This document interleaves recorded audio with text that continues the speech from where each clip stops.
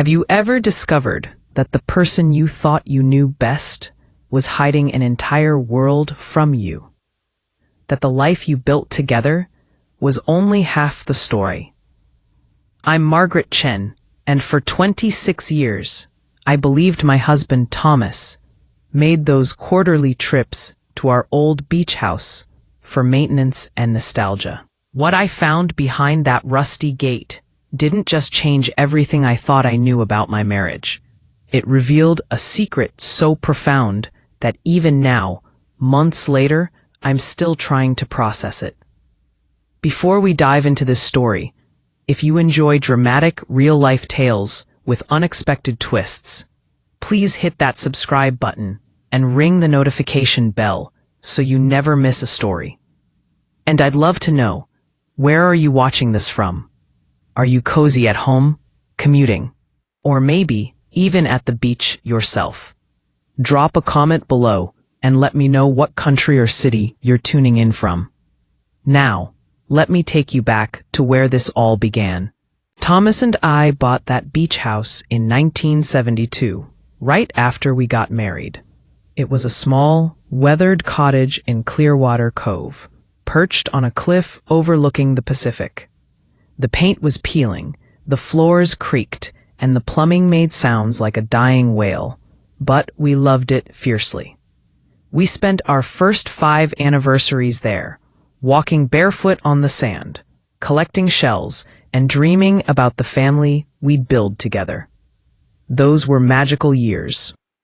I can still remember the smell of salt air, mixing with the jasmine that grew wild around the property. Thomas would wake up before dawn to watch the sunrise, and I'd join him with 2 cups of coffee, sitting on the porch in comfortable silence. We talked about everything in that house. Our hopes, our fears, the children we'd have, the life we'd create. It felt like our secret paradise, a place where the rest of the world couldn't touch us. Then came the babies. First, our daughter Catherine in 1977, then our son David in 1979. Life became a beautiful chaos of diapers, midnight feedings, and tiny hands reaching for everything. Thomas took a promotion at the accounting firm, and suddenly, we needed to be closer to the city. The commute from Clearwater Cove was impossible with his new schedule. 3 hours each way on a good day. So in 1982, we made the practical decision. We bought a house in San Francisco, closer to his office, near good schools for the kids. We told ourselves we'd keep the beach house for weekends and summers. We told ourselves it would be our retreat, our escape from city life. And for the first few years, we managed a few trips. But you know how life goes. Catherine needed braces. David joined every sports team imaginable. Thomas's career demanded more and more of his time. My mother got sick, and I became her primary caregiver.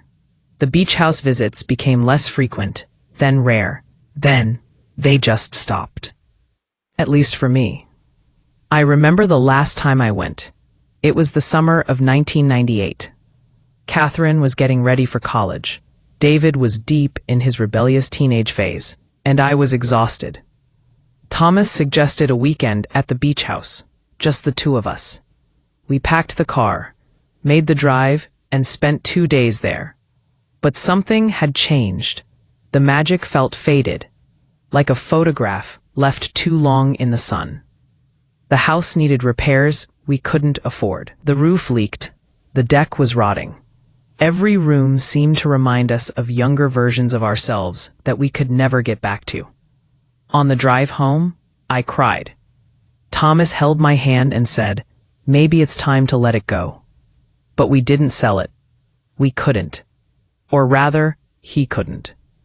Whenever I brought up selling, Thomas would get this distant look in his eyes and say, "Not yet, Maggie. Please, not yet." So it sat there, our little ghost from the past, accumulating property taxes and fading memories. What I didn't realize until much later was that while I had stopped going, Thomas never did. 4 times a year, like clockwork, spring, Summer, fall, and winter, he'd take a long weekend and drive to Clearwater Cove. He always invited me, but I always had a reason to say no. Mom's doctor appointments, the grandkids' soccer games, my book club.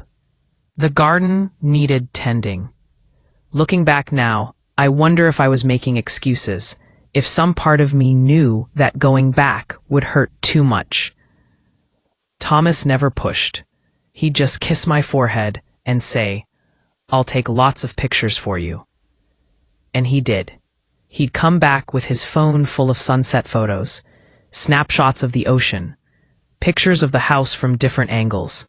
Still standing, he'd always say with a smile, "The old girl's still standing."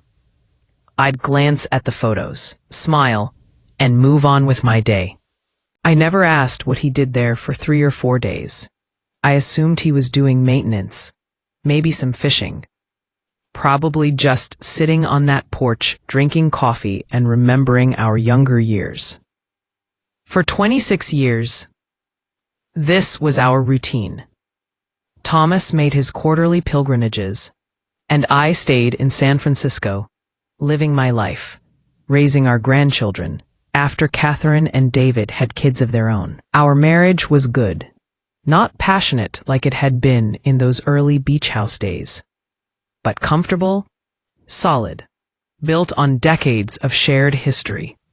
We had our routines, our favorite restaurants, our Sunday crossword puzzle tradition. We'd survived the hard years of raising kids, burying parents, and navigating the challenges that every long marriage faces. We'd made it to the other side, to the supposed golden years. Then, last October, Thomas had a heart attack. It was sudden, massive, and merciless. One moment he was laughing at something on television, and the next he was on the floor, his face gray, his breathing shallow. I called 911, performed CPR like they'd taught us in that community center class we'd taken years ago, begged him to stay with me, but he was gone before the ambulance arrived. 52 years of marriage, ended in the time it takes to watch a sitcom episode. The grief was crushing, but grief doesn't stop the world from turning, or the practical matters from piling up. There were funeral arrangements to make, finances to sort through, a lifetime of possessions to organize.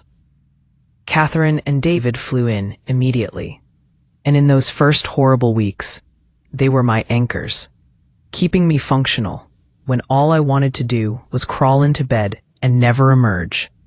About a month after the funeral, we sat down to go through Thomas's papers. That's when the beach house came up. David found the property tax statements. We'd been paying nearly $8,000 a year to keep a house that no one visited.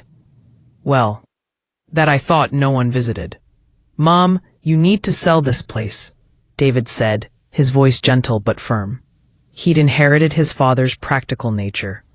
"It's just draining money. When's the last time anyone even went there?" "Your father went," I said, quietly, looking at the tax statement. 4 times a year. Catherine exchanged a glance with David. "Mom, that was just Dad being sentimental. But the house must be falling apart by now. It's been 40 years since you bought it. The maintenance alone must be astronomical. And, in this market, even a fixer-upper on the coast could sell for good money. You could use that for your retirement, maybe even travel a little." They meant well. They'd both inherited Thomas's sensible genes, his ability to make practical decisions without getting tangled up in emotion. I'd always been the sentimental one, the one who kept every childhood drawing, every report card, every ticket stub from every movie we'd ever seen together. But even I had to admit they had a point. "It's useless, Mom," David added, not unkindly. "I'm sorry, but it is. It's a money pit you haven't seen in decades. Dad wouldn't want you struggling with property taxes on a place you're never going to use." I nodded slowly. They were right, of course. What was the point of keeping it? Thomas was gone. Our young love, those dreamy mornings on the porch, the version of us that had existed in that house, all of it was gone. Holding on to the property wouldn't bring any of it back. It was time to be practical. Time to let go. Okay, I finally said. I'll sell it. Catherine squeezed my hand. Do you want me to handle it? I can call a realtor. Get it listed. You don't even have to go there if you don't want to. But something stopped me. Maybe it was the way Thomas had looked whenever I suggested selling. That distant sadness in his eyes. Maybe it was guilt over never going back with him, over letting him make those trips alone for so many years. Or maybe I just needed one last goodbye to that chapter of our lives. No, I heard myself say. I want to see it one more time before we sell. I need to. David frowned. Mom, I don't think that's a good idea. It's going to be depressing. The place is probably a wreck, and you'll just upset yourself. I know, but I need to do this. Your father loved that house enough to keep visiting it for 26 years. The least I can do is say goodbye properly. They tried to talk me out of it for another 20 minutes, but I'd made up my mind. Finally, David sighed and pulled out his phone. Fine, but I'm coming with you. You're not making that drive alone. No, I said firmly. I appreciate it. Sweetheart, but I need to do this by myself. It's something between me and your father, something I should have done years ago. I could see he wanted to argue, but Catherine put a hand on his arm. She understood. She'd always been more like me, more in touch with the emotional undercurrents of things. Let her go, David. Mom needs this. 2 weeks later, on a gray Tuesday morning in early November, I loaded a small overnight bag into my car and began the drive to Clearwater Cove. I hadn't made this trip in 26 years, but my hands seemed to remember the way, turning the wheel at the right exits, following the coastal highway as it wound through small towns and stretches of wilderness. The landscape had changed. More development, more traffic, chain restaurants where local diners used to be, but the ocean remained constant, gray and vast and eternal. I arrived just before sunset. Clearwater Cove hadn't changed as much as I'd expected. The main street still had the same hardware store, though it now had a Starbucks next to it. The old grocery where we used to shop had become a Whole Foods. But the bones of the town, its essential character, remained recognizable. I drove past the marina where Thomas used to rent fishing boats, past the ice cream shop where we'd taken the kids on summer visits, past the library where I'd spent rainy afternoons reading while Thomas repaired the house.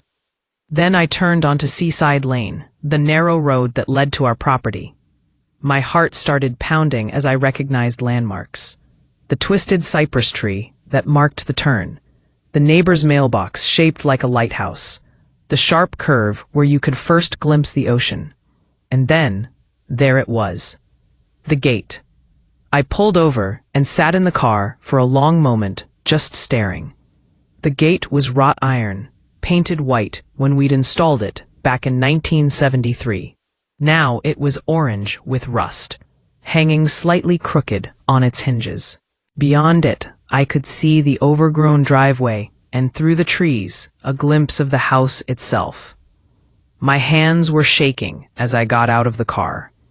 The air smelled exactly as I remembered, salt and pine, and something wild and clean that you never find in the city.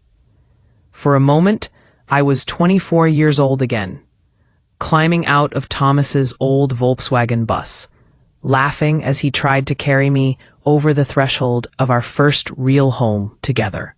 I approached the gate slowly. There was a padlock on it, rusty like everything else. I fumbled in my purse for the key. I'd found it in Thomas's desk drawer, labeled in his neat handwriting, Beach House. My fingers were clumsy with cold and emotion as I fitted it into the lock.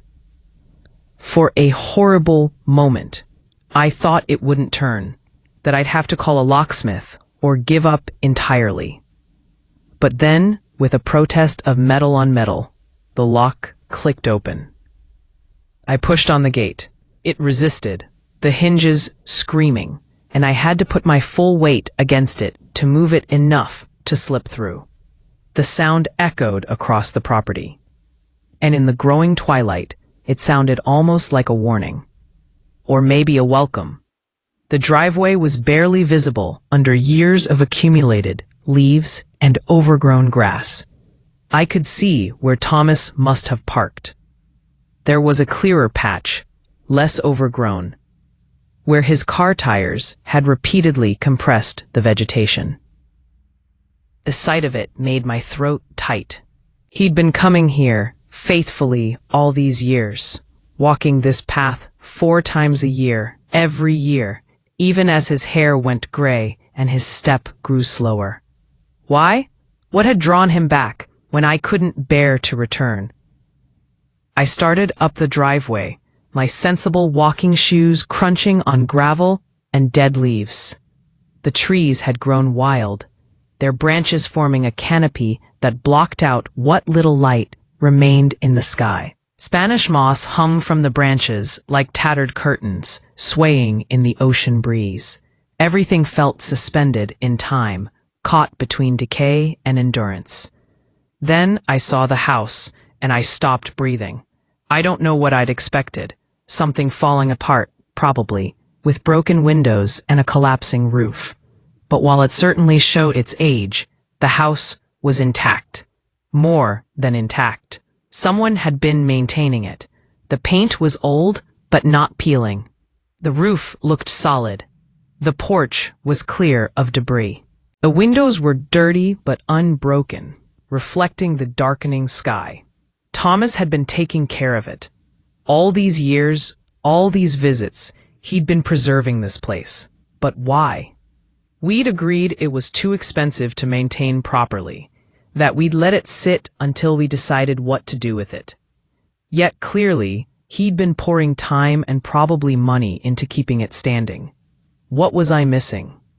I climbed the porch steps carefully, testing each one before putting my full weight on it. They creaked but held.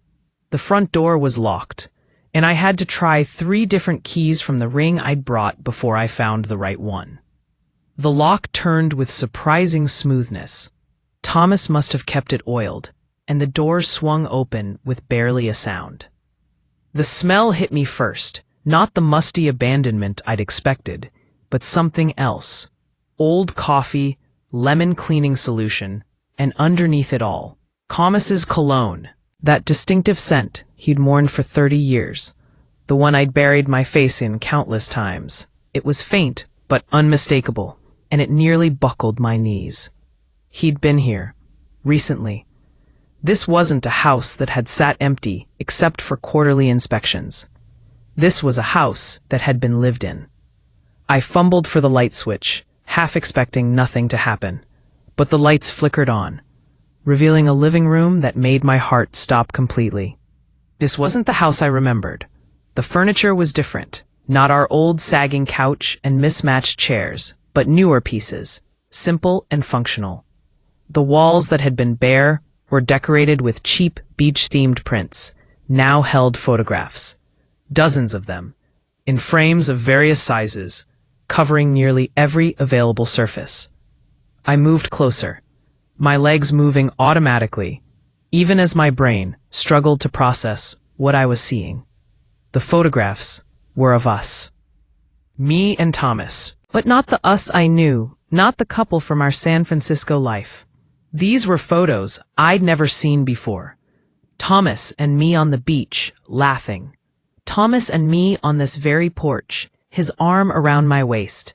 Me standing in the kitchen doorway, caught in a moment I didn't remember, looking young and radiant and happy in a way I'd forgotten I could be. Except they weren't photos of me. Not the current me anyway. These were all from our early years here. From 1972 to 1982. Our decade in this house, our youth, preserved and displayed like a shrine. I recognized some of them. We'd had copies in our albums back home. but many were ones I'd never seen, taken from angles and moments I didn't remember being captured. Thomas must have printed them, framed them, and brought them here over the years, slowly transforming this house into a museum of our younger selves. My hands were trembling as I moved through the room.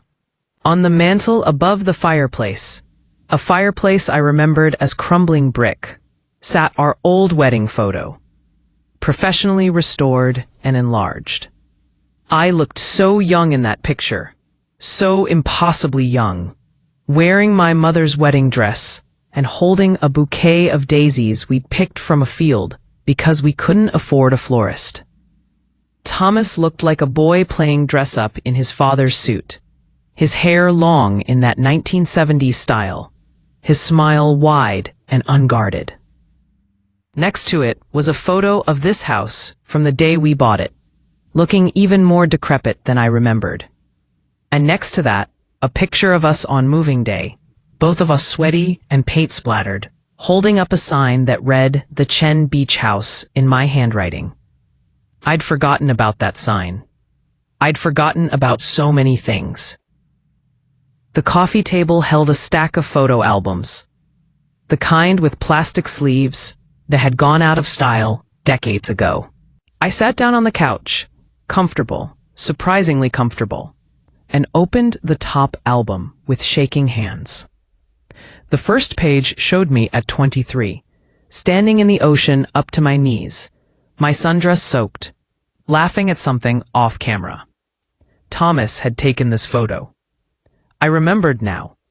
He'd waded in with his camera, and I'd splashed him, and we'd ended up in a water fight that left us both drenched and the camera miraculously dry. I turned the pages slowly, watching our younger selves smile out at me. There we were planting the garden. There we were painting the bedroom. There I was, very obviously pregnant with Catherine, sitting on the porch with one hand on my enormous belly and the other shading my eyes as I looked out at the ocean.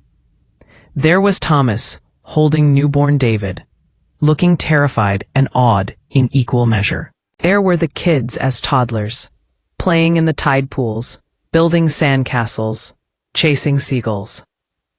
Every page was a memory I'd locked away, too painful to revisit after we'd moved to the city, and our lives had become consumed with bills and responsibilities and the daily grind of survival. But Thomas hadn't locked them away. He'd kept them close, had surrounded himself with them 4 times a year, every year, for 26 years. I was crying now, tears falling onto the plastic sleeves, and I couldn't stop. This wasn't just nostalgia. This was something else, something that felt like obsession or devotion, or maybe both. Why had Thomas needed this? Why hadn't our life in San Francisco been enough? Why had he needed to come back here, to this preserved version of our past, again and again? I stood up, wiping my eyes, and moved toward the kitchen. It was small, just as I remembered, but it had been updated. New countertops, new appliances, a new sink. The cabinets had been refaced, the floor retiled. This represented thousands of dollars of work, money we supposedly didn't have for beach house maintenance. How had Thomas afforded this? Had he been hiding money from me? Taking on extra work I didn't know about.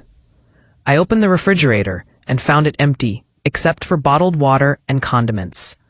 But it was clean and functioning, humming quietly. The cabinets held basic supplies: coffee, sugar, canned soup, crackers, enough for someone to stay comfortably for a few days. There was even a coffee maker on the counter, expensive looking, with a half-full bag of Thomas's favorite dark roast beside it. A calendar hung on the wall, one of those generic ocean scene ones you can buy at any drugstore. It was from this year, and certain dates were marked with a simple T in blue pen. 4 weekends were marked, one in February, one in May, one in August, and one that would have been next week. in mid-November. His quarterly visits and November dates had been circled multiple times, as if he'd been particularly looking forward to this trip. The trip he'd never get to make. I had to sit down at the kitchen table, my legs suddenly unable to support me. He'd been planning to come here next week.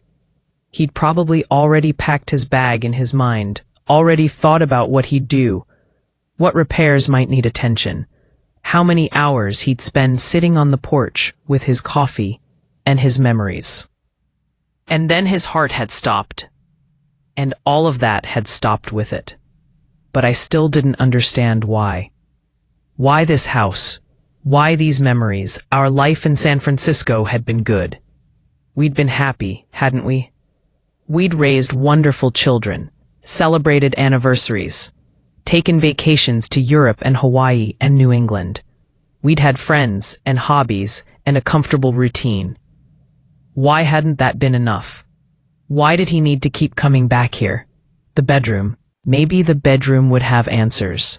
I walked down the short hallway, just 2 bedrooms and a bathroom. The house had never been large, and pushed open the door to what had been our room. I don't know what I expected, but what I found made me gasp out loud. The room was beautiful. The old, stained carpet had been replaced with hardwood floors. The walls were painted a soft blue-gray, the color of the ocean at dawn. The bed was new, queen-sized with a white iron frame, dressed in crisp linens. Curtains that matched the wall color framed the window that looked out toward the ocean. A reading chair sat in the corner with a good lamp beside it. On the nightstand was a book, bookmarked halfway through, a mystery novel Thomas had been reading. But it was the wall above the bed that broke me completely. There, in a large frame, was a charcoal drawing of me. Not a photograph, but a drawing, exquisitely detailed, showing me asleep in this very bed. I was younger in the picture, maybe 30, my hair spread across the pillow, my face peaceful, one hand tucked under my cheek. The artist had captured something in my expression, some quality of contentment or peace that I hadn't seen in my own face in decades. Thomas had drawn this. I'd forgotten that he used to draw. It had been a hobby in his youth, something he'd given up after college, when practical concerns took over. But he must have taken it up again, must have spent hours with charcoal and paper, recreating this moment from our past. And he'd hung it here, above this bed, so that every time he visited, every time he lay down to sleep, he could see me as I had been all those years ago. I sat on the edge of the bed, staring up at my younger self. The tears had started again, but now they came with understanding, slow and painful as a wound finally opening to let out poison. Thomas hadn't been running away from me with these visits. He'd been running toward us, toward the version of us that had existed in this house, before life had worn us down, before responsibilities had transformed us from dreamers into providers, before love had settled into comfortable routine. He'd been trying to hold on to something we'd lost somewhere along the way. Not the house itself, but who we'd been when we lived here. I lay back on the bed, on his side based on which nightstand held the book, and stared up at my younger face. Had I really looked that peaceful? That content? I tried to remember what it felt like to be that woman. To wake up each morning with the ocean outside my window, and nothing more pressing to worry about than what to make for dinner, or whether the vegetable garden needed watering. It wasn't that our San Francisco life had been bad. It had been good in many ways, fuller, richer, with children and grandchildren, and the deep satisfaction of building something lasting. But it had also been harder. A magic of those early years, that sense of infinite possibility and perfect presence in each moment, had faded somewhere between Catherine's college tuition and my mother's long illness, and Thomas's increasing work hours, and my own exhaustion from trying to hold everything together. When had we stopped really seeing each other? When had Thomas stopped drawing? When had I stopped dancing in the kitchen while cooking dinner? When had we stopped making love in the afternoon, stopped taking walks on the beach, stopped having conversations that lasted until dawn? I couldn't pinpoint an exact moment. It had been gradual, a slow erosion like the tide wearing away at sandstone, until one day you look up and realize the shape of everything has changed. Thomas had noticed. That's what all of this meant. He'd noticed. And instead of saying something, instead of dragging me back here and forcing me to confront what we'd lost, he'd come alone. 4 times a year, every year, he'd driven up here and wrapped himself in our younger love like a blanket, then driven home and slicked back into our ordinary life without complaint. Part of me felt angry at him for this. Why hadn't he told me? Why hadn't he said, "Maggie, I'm losing us. I'm losing you, and I don't know how to get back." We could have talked about it. We could have done something. But then, would I have listened? Would I have been willing to hear it? I'd been so busy with my own life, my own routines, my own comfortable assumptions about what our marriage had become. If he'd tried to tell me he was unhappy, that he missed who we used to be, would I have dismissed it as a midlife crisis? Would I have told him to stop being silly, that we had a good life and he should be grateful? I sat up, wiping my face, and noticed something on his nightstand I'd missed before. A journal, leather-bound and worn. I hesitated, my hand hovering over it. This felt like an invasion of privacy, reading his private thoughts.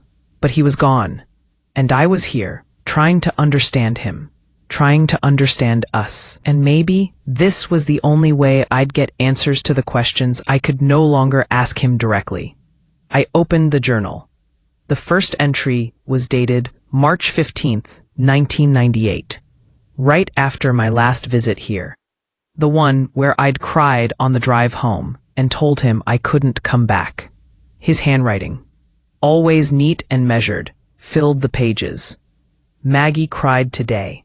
Not just sad tears, but the kind of crying that comes from deep grief.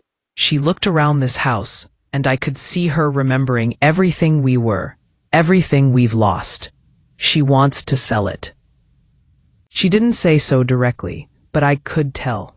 She thinks this place is hurting us, reminding us of something we can't get back. But she's wrong. This place isn't what's hurting us. It's what's keeping me sane. When I'm here, I can remember what it felt like to be completely happy, to love someone so completely that nothing else mattered. I need that memory. I need to come back to it, to touch it, to know it was real. Because sometimes, in the middle of our regular life, I forget. I look at Maggie and see a stranger, someone worn down by life. And I forget the girl who danced in the rain and laughed at nothing and looked at me like I hung the moon. This house holds that girl. This house holds us. I can't let it go. I won't. My hands were shaking so badly I almost dropped the journal. I turned the page and found another entry from that same year, dated June 3rd. I came back today. I told Maggie I was doing maintenance, checking the roof after the spring storms. Really, I just needed to be here, needed to remember. I walked through every room and forced myself to remember specific moments. The kitchen where Maggie burned our first Thanksgiving turkey, and we ended up eating peanut butter sandwiches and laughing until we couldn't breathe. The bathroom where she cut my hair, and it came out so crooked, I had to wear a hat for 2 weeks. The porch where we sat during that hurricane, holding hands and watching the waves crash, feeling terrified and alive. The bedroom where we made both our children, where we stayed up all night talking about our dreams, where I drew her sleeping and realized I'd never be able to capture how beautiful she truly was. Every room is a memory. Every corner holds a piece of us I can't bear to lose. I flipped through the journal, reading entry after entry. Some were long, detailed accounts of specific memories. Others were short, just a few lines about the weather or a repair he'd made. But they all carried the same thread of longing, the same desperate attempt to hold onto something precious that was slipping away. An entry from 2003. Catherine brought the grandkids by yesterday. They're beautiful, perfect, everything we could have hoped for. But Maggie was so busy with them, so focused on making sure everyone was fed and happy and safe, that she didn't even notice when I left the room. Sometimes I feel invisible in my own life, but here, in this house, I can see myself clearly. I can see who I was, who I wanted to be. I can see us. From 2008. Maggie's mother died today. I held her while she cried and felt utterly helpless. I wanted to say something meaningful, something that would ease her pain, but all the words seemed inadequate. So I just held her and thought about bringing her here, to this place that's always brought us peace. But I know she won't come. She hasn't come back in 10 years. This house has become my secret, my refuge. I'm not sure anymore if I'm protecting her by not pushing, or if I'm protecting myself. Maybe it's both. From 2015. I'm 65 today. Officially old, though I don't feel it. Maggie made a cake, and the kids called, and it was nice. But I kept thinking about my 35th birthday, the one you celebrated in this house. Maggie had hidden little presents all over the property, and I spent the afternoon finding them while she laughed from the porch. The last present was a drawing she'd made of this house, with the words "Our Forever" written at the bottom. I still have that drawing. It's in the dresser here. Our forever. But what does forever mean when you're living two different lives? When the person you love most is turning into someone you barely recognize? The entries became harder to read. Thomas had been so lonely, and I'd never known. Or maybe I had known, on some level, but I'd been too busy with my own life to pay attention. How many times had he tried to connect with me, really connect, and I'd been distracted by something else? How many times had he suggested we take a trip, just the two of us, and I'd said, maybe next year? How many times had he looked at me with those same eyes that had adored me when I was 24, and I'd been too preoccupied to notice? The last entry was dated October 1st of this year, just 2 weeks before he died. I've been thinking about time a lot lately. How fast it goes, how much of it I've wasted. I look at Maggie now, and I see flashes of the girl I married. The way she tilts her head when she's thinking. The way she hums while she cooks. The way she still reaches for my hand when we cross the street. She's still in there, the woman I fell in love with. And I like to think I'm still in there too, the man who promised her forever. But we've let so much get in the way. Life, responsibilities, the weight of years. I keep coming back here because it's the only place where I can strip all of that away and remember what we were at our core. But maybe that's not enough anymore. Maybe it's time to bring her back here, to show her what I've done, to tell her why. I'm tired of living in two worlds. I want to live in one world with her. A world where we can be both who we were and who we've become. I'm going to ask her to come back with me in November. I'm going to show her this house. These memories. This love I've been preserving. I'm going to tell her everything. The page ended there. November had come, but Thomas hadn't. And now I was here instead, reading words he'd meant to say out loud, discovering a secret he'd planned to share. The timing of it was cruel beyond measure. Section 5.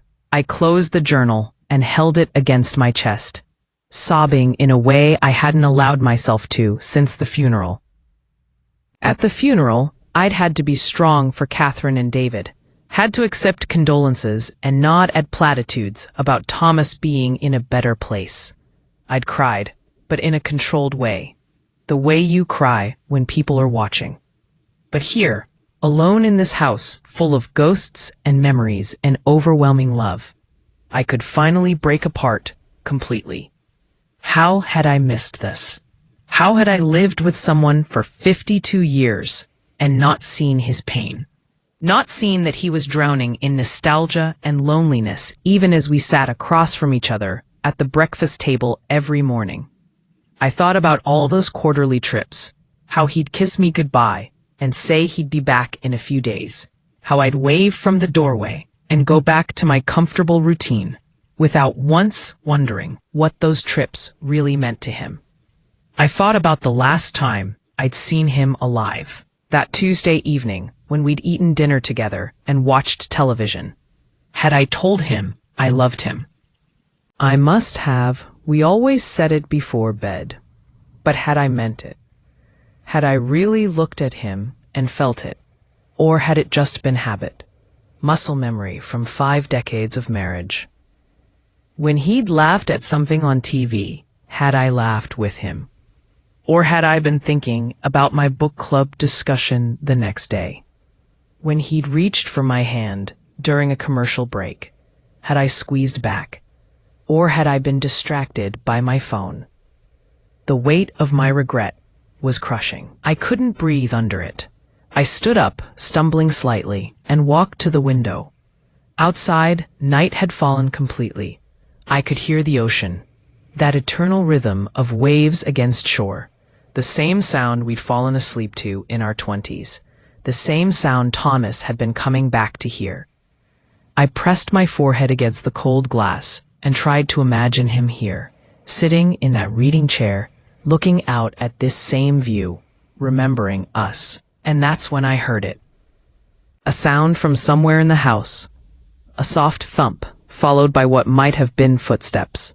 My heart lurched. Was someone else here? Had someone broken in? I stood frozen, listening, every muscle tense. The sound came again. Definitely footsteps, coming from the back of the house. I should have been afraid. A rational person would have called the police or run to their car. But I'd gone beyond rational thought. Part of me, some wild, grief-stricken part, almost hoped it was Thomas somehow, hoped that I'd turn around and he'd be there, ready to show me everything he'd written about in his journal, ready to give us that second chance he'd been planning. I moved toward the sound, my feet silent on the hardwood floors. The footsteps were coming from the second bedroom, the one that had been David's room when he was a baby. I approached the closed door and put my hand on the knob. It was warm, which made no sense. I turned it slowly and pushed the door open. The room was dark, but moonlight streamed through the window, illuminating what was inside. And I froze, just as I had at the gate, but for an entirely different reason. This wasn't a ghost. This wasn't an intruder. This was something I never could have imagined. The room had been converted into an art studio. An easel stood in the center, illuminated by the moonlight, holding a canvas. But it was what was on the walls that stopped my heart. Drawings. Dozens, maybe hundreds of drawings, covering every inch of wall space. And they were all of me. Me at every age, in every mood, doing every ordinary thing. Me reading on the couch, me cooking in the kitchen, me working in the garden, me laughing, me sleeping. Me looking out at the ocean, me, over and over, rendered in charcoal and pencil and ink, each one a love letter in graphite. Thomas had been drawing me for decades, capturing me when I wasn't looking, preserving every version of me that had existed throughout our marriage. The footsteps I'd heard were nothing supernatural, just the house settling, or maybe my own grief-addled mind creating sounds to match my emotional state. But what I'd found was more staggering than any ghost could have been. I moved closer to the walls, examining the drawings. Some were dated. Here I was in 1985, pregnant with David. Here in 1995, looking tired but content. Here in 2003, holding our first grandchild. Here in 2010, older now, lines around my eyes but smiling. Here in 2018, white-haired and reading, caught in a moment of such ordinary beauty that it made my throat ache. And there, on the easel, was an unfinished drawing dated just weeks before his death. Me in our San Francisco kitchen, looking out the window at the garden, morning light, catching my hair. He'd been drawing me all along, even after I stopped coming to the beach house, even as our marriage settled into routine, even as we both aged and changed. He'd been seeing me, really seeing me, not the worn-down woman I saw in the mirror, but something else, something beautiful and worthy of preservation. Every version of me had been precious to him, not just the young woman from the beach house years, but all of them, all of me. I sank to the floor amid the drawings, surrounded by evidence of a love so profound I'd never fully comprehended it. Thomas hadn't been escaping me with these trips. He'd been studying me, memorializing me, finding beauty in every season of our shared life. The beach house wasn't a shrine to our past. It was a celebration of everything we'd been and everything we'd become. And suddenly I understood why he'd wanted me to come back. He'd wanted to show me this. He'd wanted me to see myself through his eyes, to understand that I hadn't lost anything, that I'd simply changed, and that every change had been beautiful to him. He'd wanted to tell me that our ordinary life together had been extraordinary, that every mundane moment had been worth preserving, that growing old together hadn't diminished our love, but had given it depth and complexity that our young love could never have achieved. I stayed on that floor until dawn, surrounded by decades of love I'd been too blind to see, as the sun rose and light filled the room, illuminating all those drawings, all those versions of myself. I finally understood what Thomas had been trying to tell me with all his quiet visits, all his patient preservation, that forever wasn't something that existed only in the past. Forever was every day we'd lived together, every change we'd weathered, every ordinary moment we'd shared. Forever was waking up next to someone for 52 years and still finding them worth drawing. Forever was keeping a house and filling it with memories, not because you wanted to go back, but because you wanted to honor how far you'd come. I called Catherine from the porch as the sun climbed higher. "Don't sell it," I told her, my voice rough from crying but steady. "I'm not selling the house." "Mom, we talked about this." "I know what we talked about, but this house isn't useless. It never was. Your father knew that, and now I know it too." I spent that day cleaning the house, really looking at everything Thomas had created here. I made coffee in his expensive coffee maker and sat on the porch where we'd watched so many sunrises together. I opened all the windows and let the ocean air in. I touched every photograph, read every journal entry again, studied every drawing, and I began to understand not just Thomas, but myself, who I'd been, who I'd become, and how loved I'd been through every transformation. That night, I slept in our bed, under the drawing of my younger self, and I dreamed of Thomas. In the dream, he was sitting on the porch, and I sat down beside him. He didn't say anything, just took my hand and smiled.